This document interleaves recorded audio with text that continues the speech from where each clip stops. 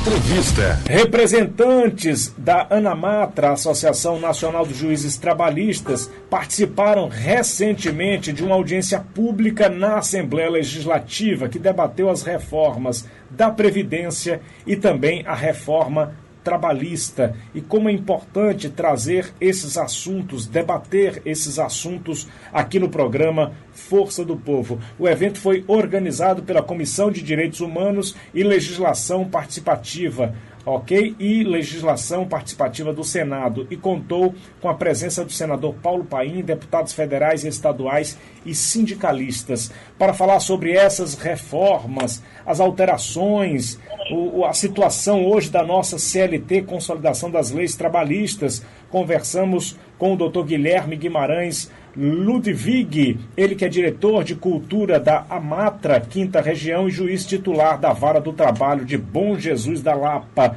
Bom dia, prazer imenso tê-lo aqui na bancada do Força do Povo, doutor Guilherme. Bom dia, Moisés. Bom dia, ouvintes da Força do Povo e da Rádio Cruzeiro. É um prazer também estar aqui conversando sobre um tema tão polêmico, tão caro para a nossa sociedade, como esta reforma trabalhista. É um grande prazer, uma grande honra. Sem dúvida, e mais do que nunca, eu gostaria, antes de conversar com o senhor sobre esses episódios que nós tivemos em Brasília, porque a população está revoltada, o clima é de tensão.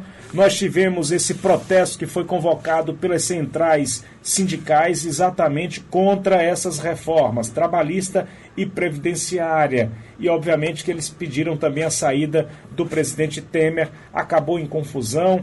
O próprio governo federal, o presidente Michel Temer, assinou um decreto pedindo a participação das Forças Armadas. As tropas chegaram já ali na região do Palácio para acompanhar de perto essas manifestações. A preocupação é muito grande. O senhor que também acompanha todo esse processo, já tivemos aí a terceirização que foi aprovada, com muitos protestos, e de lá para cá a gente percebe que a população está revoltada também com a reforma trabalhista, que pode retirar direitos importantes que foram consolidados ao longo de décadas e décadas.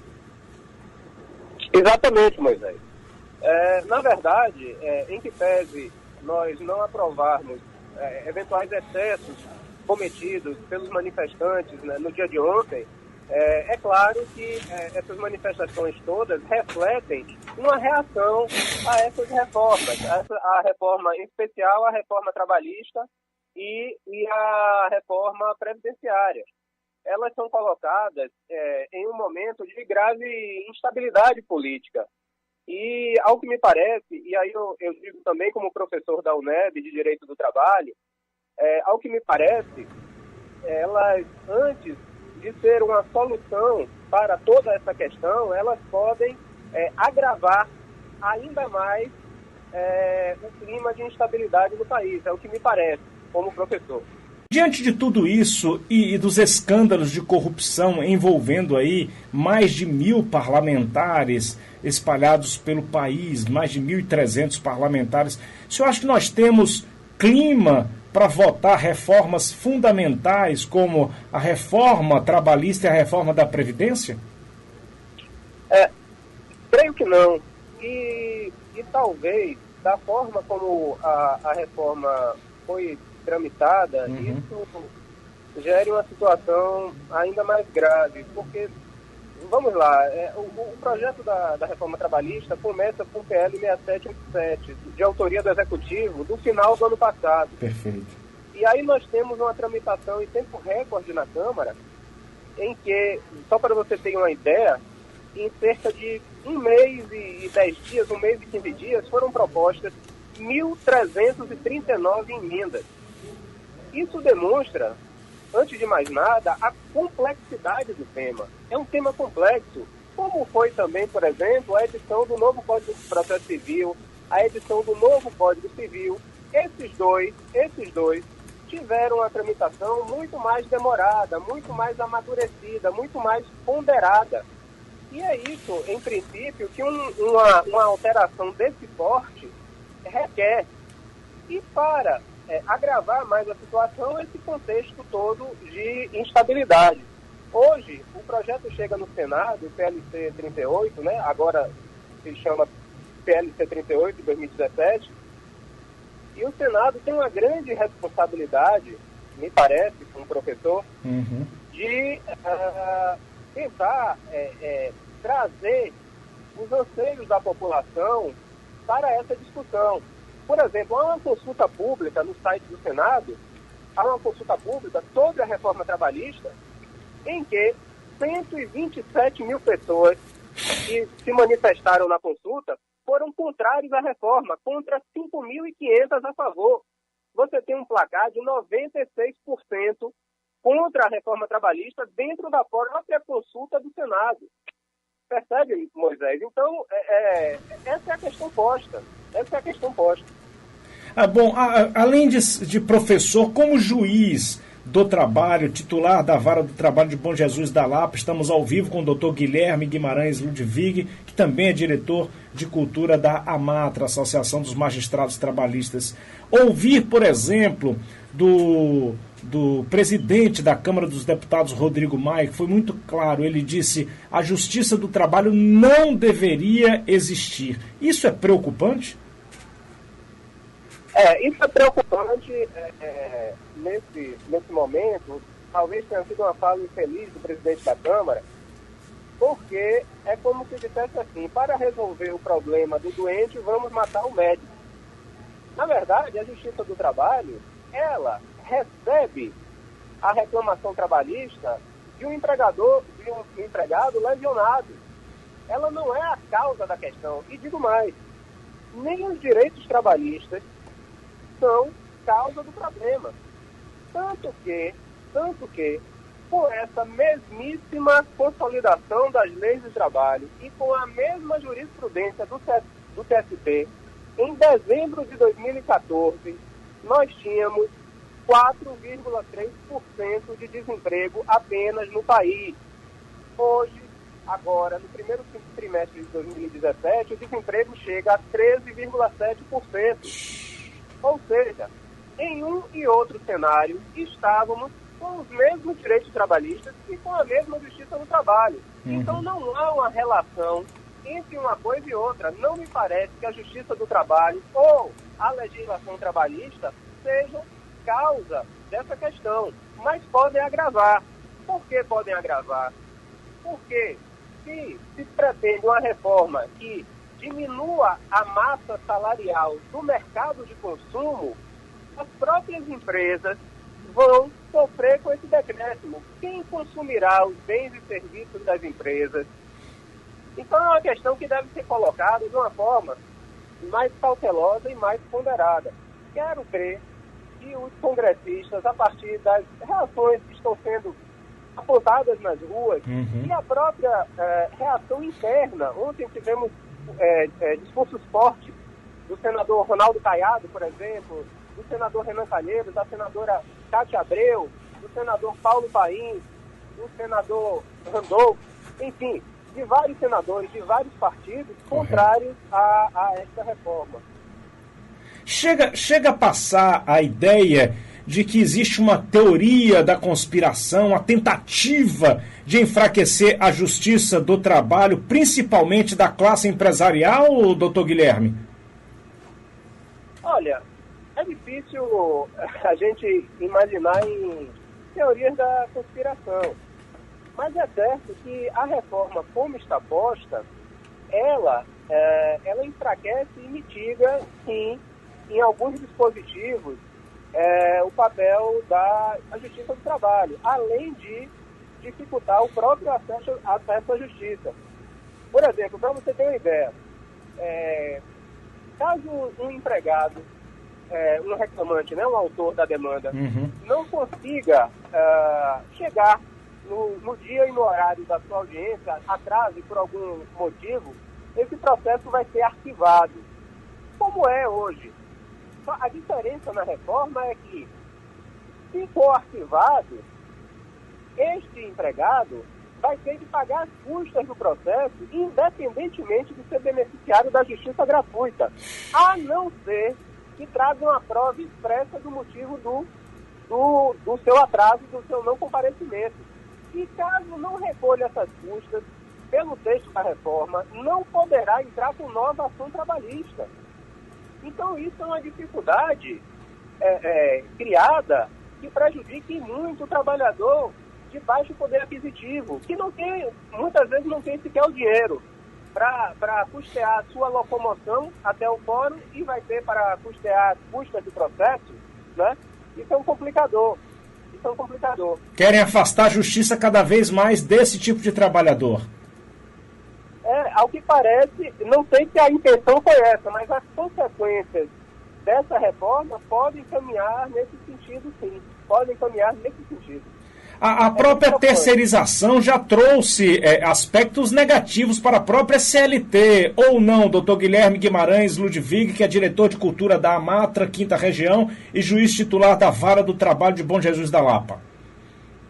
A terceirização está sendo novamente discutida no âmbito dessa reforma, e já o tinha sido no projeto de lei anterior. Ela pode sim, tem um potencial a acarretar a precarização das relações de emprego, e por vários aspectos. Em primeiro lugar, porque as empresas prestadoras nem sempre têm um potencial econômico suficiente para cumprir, fazer cumprir e garantir as normas de segurança e saúde do trabalhador. Não por outro motivo, inclusive, que o índice de acidente de trabalho entre os terceirizados é muito superior que os empregados diretos das empresas. A terceirização também, ela enfraquece a própria noção de direitos baseados na negociação coletiva.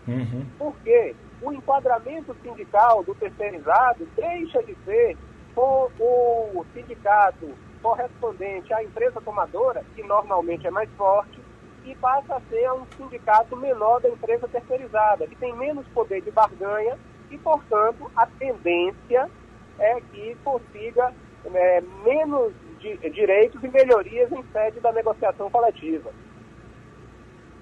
Correto. Doutor Guilherme Guimarães, o senhor acompanhou atentamente esse encontro que foi organizado pela Comissão de Direitos Humanos e Legislação Participativa do Senado e contou com a presença aí de senadores, de deputados federais, estaduais, sindicalistas. Quais foram os principais pontos debatidos e o que passou para o senhor todas essas discussões que foram realizadas recentemente?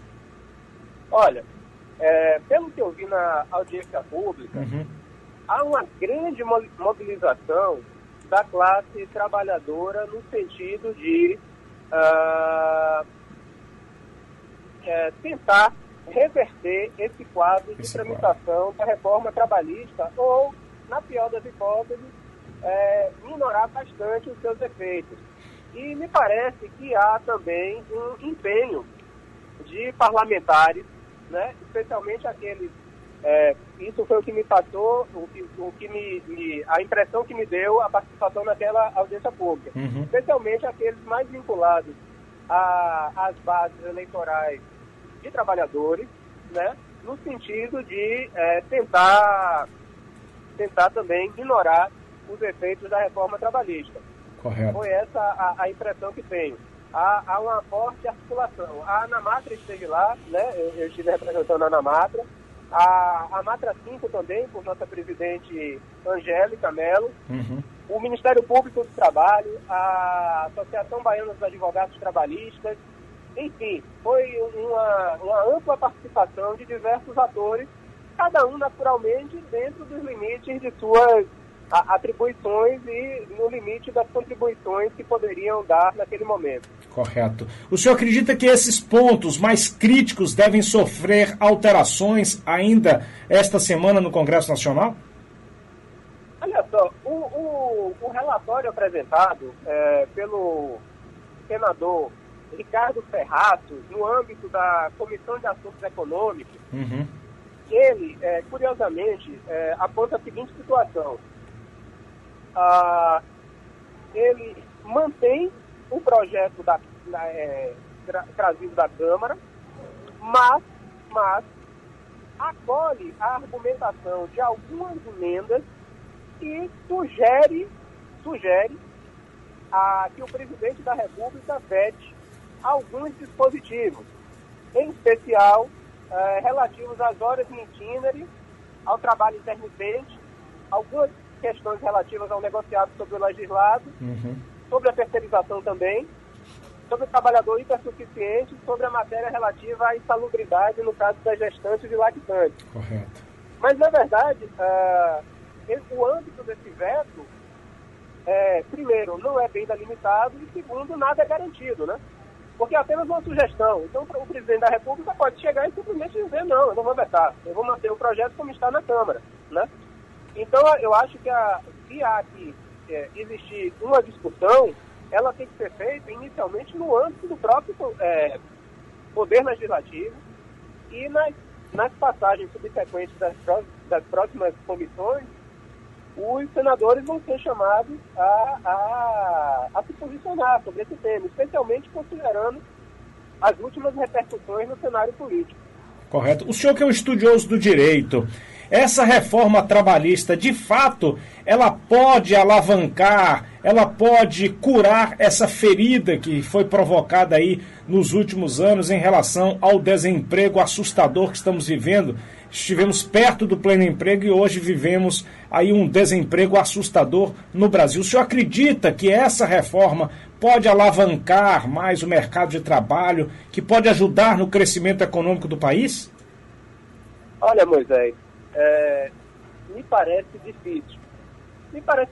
Primeiro porque, como eu já lhe disse há pouco, nós tínhamos em dezembro de 2014, com a mesma legislação trabalhista, uma situação próxima ao pleno emprego. Perfeito. Né? Então, o discurso de que a legislação trabalhista atrapalha a economia me parece equivocado. Na verdade, o desemprego está associado a um contexto mais amplo, né?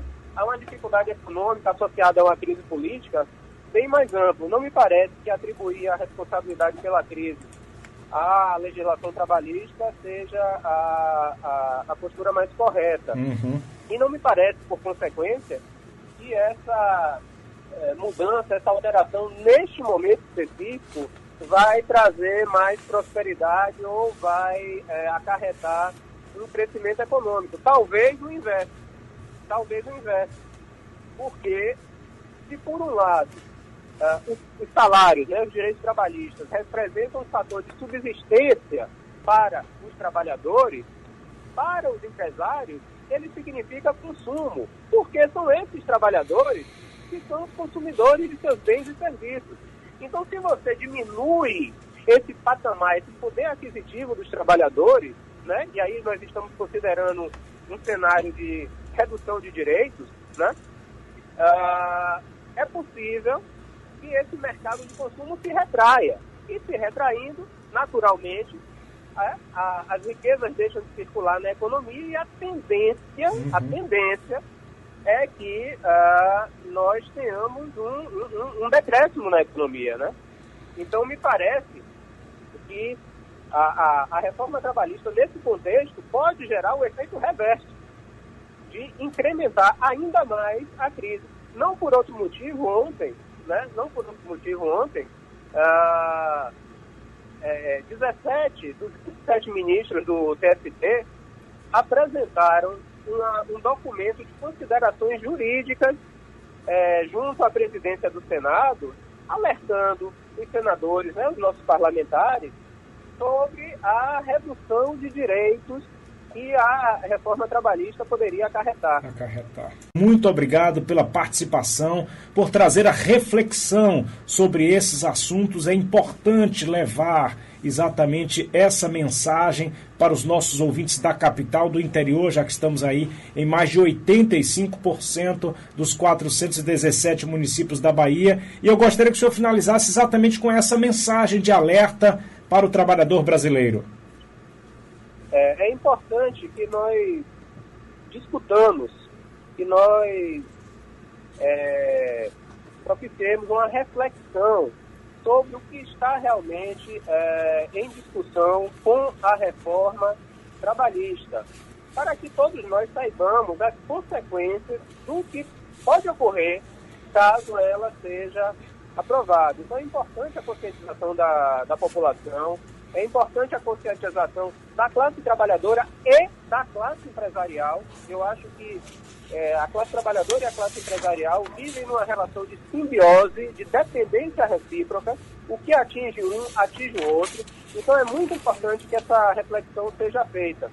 E, Moisés, agradeço em meu nome e em nome da Amatra 5 essa oportunidade de falar com os ouvintes da Rádio Cruzeiro, com os ouvintes da Força do Povo. É muito importante iniciativas desse tipo e nós ficamos muito felizes em poder colaborar com a discussão. Nós é que agradecemos, portas sempre abertas, e a população que vai fazer o julgamento final. Você precisa acompanhar todo este processo de perto, você, cidadão. Isso chama-se cidadania. Ou você luta pelos seus direitos, ou vamos continuar com a escravidão, agora saindo das mãos dos senhores de engenho, e nós estamos entrando numa escravidão, porque pagamos tributos neste país, trabalhamos 5 meses no ano para pagar tributos. Agora, uma reforma da Previdência, que você vai precisar contribuir 49 anos para ter o seu direito à aposentadoria, e para piorar, essas mudanças com a reforma trabalhista, isso vai dificultar mais ainda que o trabalhador tenha regularidade no emprego, e vai dificultar mais ainda que ele consiga reunir aí 49 anos de contribuição. Então precisamos ficar com os olhos bem abertos. Esse é um momento importante, é um marco importante.